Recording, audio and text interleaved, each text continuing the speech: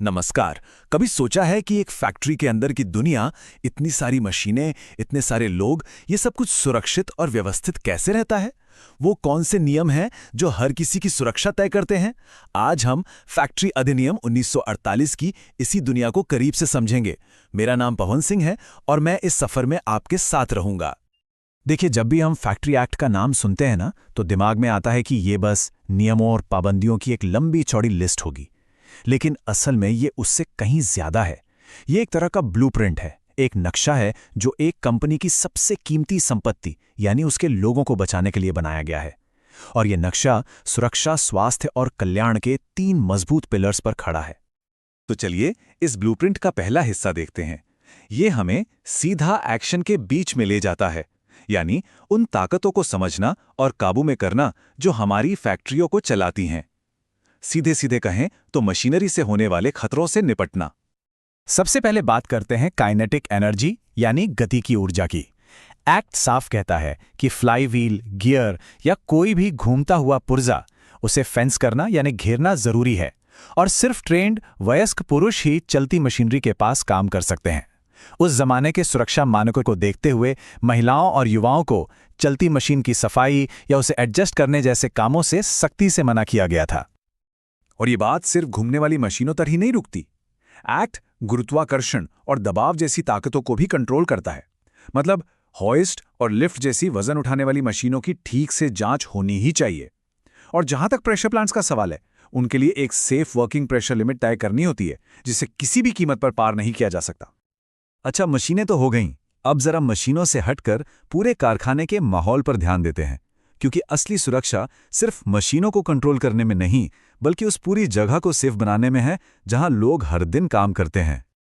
इस काम के लिए एक्ट 3 खास चीजों पर फोकस करता है। पहला, जो खतरे दिखते नहीं, जैसे जहरीले धुएं, उन्हें बेअसर करना। दूसरा, बिल्डिंग को आग जैसे खतरों से बचाना। और तीसरा, ये पक्का करना कि बिल्डिंग की बनावट खुद में मजबूत और सुरक्षित हो।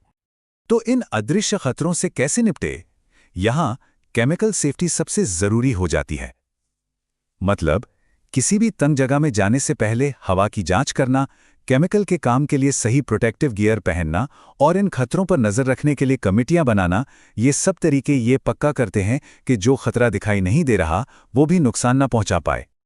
इसी तरह बिल्डिंग की सुरक्षा में आग से निपटना एक बहुत बड़ा पहलू है।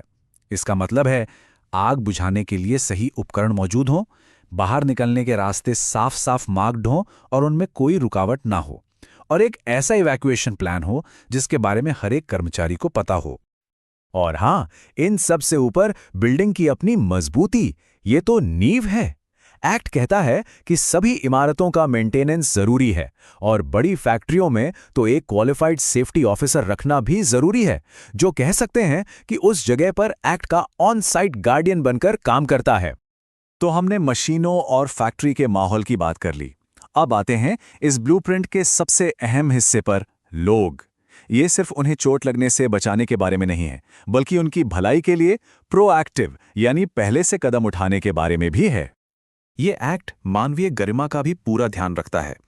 इसके लिए कई वेलफेयर यानी कल्याणकारी उपाय जरूरी किए गए हैं, जैसे फर्स्ट एड की सुविधा, सभी के लिए साफ सुथरे वॉशरूम, कैंटीन, और खास तौर पर उन महिला कर्मचारियों के लिए जिनके छोटे बच्चे हैं, उनके लिए क्रेच यानी शिशु गृह की व्यवस्था करना भी अनिवार्य है। ये सब हमें एक बहुत जरूरी सवाल पर ले आता है, क्या ये सारी जिम्मेदारी सिर्फ मैनेजमेंट की है? एक्ट का जवाब बिल्कुल साफ है, नहीं। एक सेफ माहौल बनाना सिर्फ मैनेजमेंट का काम नहीं है। ये मैनेजमेंट और कर्मचारियों के बीच एक साझेदारी है, एक साझा जिम्मेदारी है। तो कर्मचारियों को इस मुहिम का हिस्सा कैसे बनाया जाता है?